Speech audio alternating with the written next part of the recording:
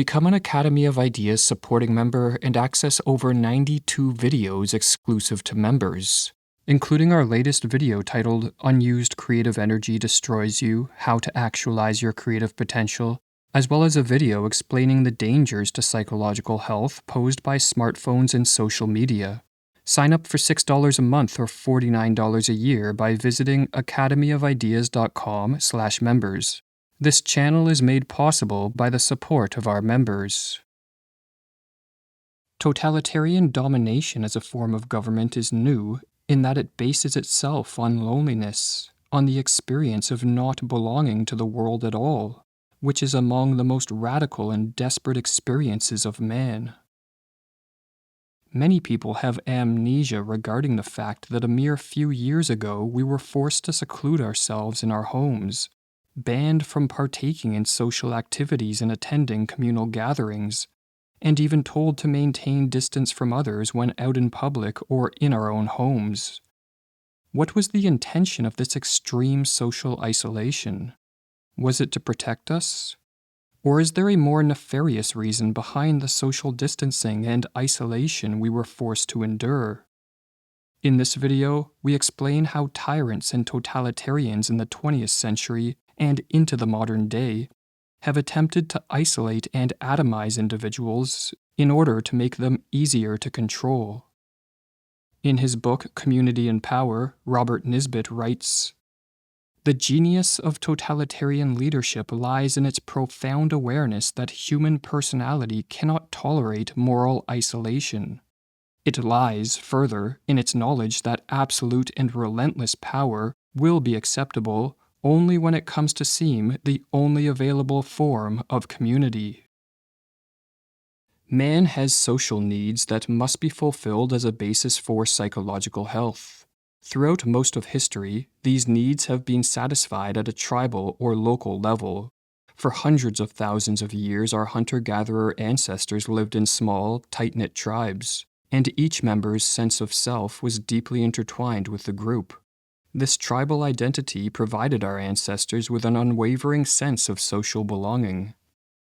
History teaches that, in the beginning, the individual did not exist as an independent entity. In the early state, there is a fusion of the individual with the group, wrote the psychologist Erich Neumann in The Origins and History of Consciousness.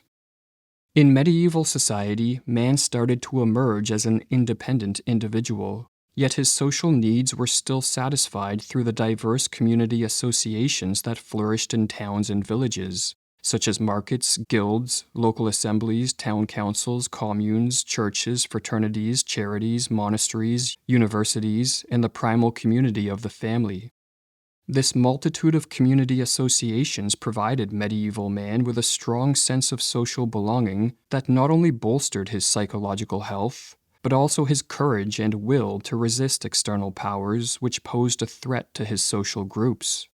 Only in their social interdependences are men given to resist the tyranny that always threatens to arise out of any political government, democratic or other, wrote Robert Nisbet.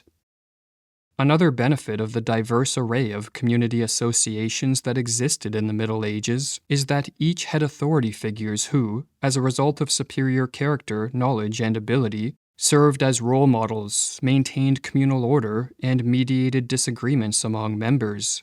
This proliferation of authority figures created a web of decentralized authority that safeguarded societies from being overtaken by any single centralized power. Or as Nisbet continues, "We are prone to see the advance of power in the modern world as a consequence of that diminution of individual freedom. But a more useful way would be to see it in terms of the retreat of authority in many areas of society within which human beings commonly find roots in a sense of the larger whole. It is power, not authority, that seeks homogeneity, regimentation, and the manipulated articulation of parts by hierarchies of administrators. And it is the competition of authorities within society at large that, above most things I can think of, keeps a society mobile and free. Multiply your associations and be free, wrote the great Proudhon. The modern state came into existence in the 17th century, and one of the primary trends that accompanied its development was the destruction of traditional community associations. The state, defined by its bureaucratic form of organization and a stability that extends beyond any individual ruler, has from its inception imposed itself as the intermediary, regulator, or manager of almost all forms of social organization and interaction. As a few examples, with the birth of the modern state, guilds that regulated trade and maintained quality standards were replaced by government regulatory bodies. Charitable and private hospitals and institutions for the sick and disabled were replaced by institutions of the welfare state. Private schools and educational institutions were replaced by state-run public schools, and the defense provided by merchant leagues was replaced by enormous state militaries. In absorbing or destroying the medieval forms of community, the modern state spread its tentacles throughout society and methodically built up what is now an all-encompassing political community. Or as Nisbet explains, the structure of political power which came into being 3 centuries ago on the basis of its eradication of medieval forms of community has indeed become ever more destructive of the contents of new forms of community. Knowing the basic psychological truth that life apart from some sense of membership in a larger order is intolerable for most people, the leaders of the total state thus direct their energies not just to the destruction of the old order, but to the manufacture of the new. In the 19th and 20th centuries, many intellectuals assisted the state's efforts to dismantle traditional community associations by arguing that institutions such as the church and the family were outdated, obsolete, and oppressive. Friedrich Nietzsche attacked the community of the Christian church, calling it the greatest of all imaginable corruptions. Herbert Marcuse, a member of the Frankfurt School of Critical Theory, joined the growing voices of 20th century radical feminism by arguing that the community of the family was a patriarchal system of oppression. What motivated these modern iconoclasts was the idea that traditional communities and institutions limited man's freedom to develop in an autonomous manner. Or as Ross Douthat explains, as social institutions, these community associations would be attacked as inhumane, irrational, patriarchal, and tyrannical. As sources of clinical and economic power, they would be dismissed as outdated, vociferous, and inefficient. In place of a web of overlapping communities and competing authorities, the liberal West set out to build a society of self-sufficient, liberated individuals. What these intellectual iconoclasts did not foresee is that most people are not self-sufficient or mentally strong enough to embrace freedom when they lack community involvement and a sense of social belonging. The dismantling of traditional community associations has left many people lacking the social ties that give their life meaning and joy. Furthermore, this so-called liberation from the communal bonds of the past left many individuals socially isolated, anxious, alienated, and lacking in purpose. This social atomization was taken to an extreme in the first few years of the 2020s, when individuals, most of whom already lacked a strong sense of community, were forced to isolate to a degree never before experienced society-wide.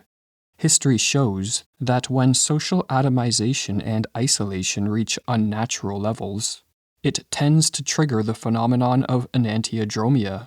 The law of enantiodromia, formulated by the pre-Socratic philosopher Heraclitus, states that when an individual or society is too one-sided or excessive in some important manner, a counter-reaction to the opposite extreme will sooner or later occur. In accordance with this law, extreme social atomization triggers a swing to its opposite, extreme collectivism.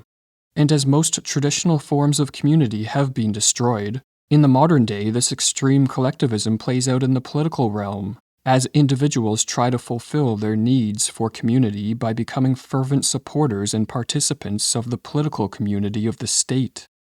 Or as Ross Douthat writes, "Man is a social being, and his desire for community will not be denied. And if he can't find that community on a human scale, then he'll look for it on an inhuman scale, in the total community of the totalizing state." That modern man, in his social isolation, is seeking to satiate his yearning for community by forming a deep emotional and psychological bond with the political community of the state, is apparent when we look at the case histories of 20th century totalitarianism. In her book, The Origins of Totalitarianism, Hannah Arendt notes the intimate connection between the social isolation that followed the breakdown of the traditional forms of community and the rise of 20th century totalitarianism. As she wrote, "What prepares men for totalitarian domination in the non-totalitarian world is the fact that loneliness, once a borderline experience usually suffered in certain marginal social conditions like old age, has become an everyday experience of the ever-growing masses of our century." Hitler recognized that a lack of community creates a void of social isolation which can be filled by a strong leader and a strong state. Hence why, when in power, he suppressed and co-opted independent associations including trade unions, youth groups, and other cultural organizations, and replaced local town hall meetings with mass political meetings. In Mein Kampf, Hitler wrote that, "The mass meeting is necessary if only for the reason that in it, the individual who in becoming an adherent of a new movement feels lonely and is easily seized with the fear of being alone, receives for the first time the picture of a great community, something that has a strengthening effect upon most people." In a similar manner, the attraction which communism held to millions of people in the 20th century and continues to hold for many today has less to do with its ideology than with the sense of community it offers its adherents. Or as Nisbet explains, to a large number of human beings, Marxism offers status, belonging, membership, and a coherent moral perspective. Of what matter and relevance are the empirical and logical refutations made by a host of critics, as against the spiritual properties that Marx offers to millions? If the cancerous growth of the modern state, as well as fascism, communism, and totalitarianism, are products of the socially atomized masses' misguided search for community, then what Western societies desperately need is a revival of smaller-scale community associations. Or as Nisbet writes, "It is not the revival of old communities that the book in a sense pleads for. It is the establishment of new forms, forms which are relevant to contemporary life and thought. Hence the appeal for what I call a new laissez-faire, one within which groups, associations, and communities would prosper and which would be, by their very vitality, effective barriers to further spread of unitary, centralized political power." A diverse multitude of autonomous social groups and associations helps the individual maximize his potential by providing the communal support and security that is needed for an individual to face up to the challenges of life. Furthermore, it is usually only when man feels secure within a community that he will risk the dangerous task of individuating himself and cultivating his idiosyncratic side. No conception of individuality is adequate that does not take into consideration the myriad ties which normally bind the individual to others from birth to death, explains Nisbet, or as Carl Jung writes, "Individuation is only possible with people, through people. You must realize that you are a link in a chain, that you are not an electron suspended somewhere in space or aimlessly drifting through the cosmos." If modern man continues to be socially isolated and alienated, and allows the state to separate and distance him from others, then not only will individuation remain out of his reach, but he will continue to search for community in the totalizing state. Regarding the man whose life is meaningless due to a lack of social connections, Carl Jung wrote that, "He is already on the road to state slavery and, without knowing or wanting it, has become its proselyte." Or as Nisbet concludes, "Totalitarianism is an ideology of nihilism, but nihilism is not enough. No powerful social movement can be explained in negative terms alone. There is always the positive goal. We should miss the essence of the total state if we did not see in it elements that are profoundly affirmative. The extraordinary accomplishments of totalitarianism in the 20th century would be inexplicable were it not for the immense, burning appeal it exerts upon masses of individuals who have lost, or had taken away, their accustomed roots of membership and belief." Our goal at Academy of Ideas is to spread ideas that can help empower us as individuals and promote social, economic, and political freedom. To support the growth of this channel, become an Academy of Ideas supporting member and access over 92 videos exclusive to members.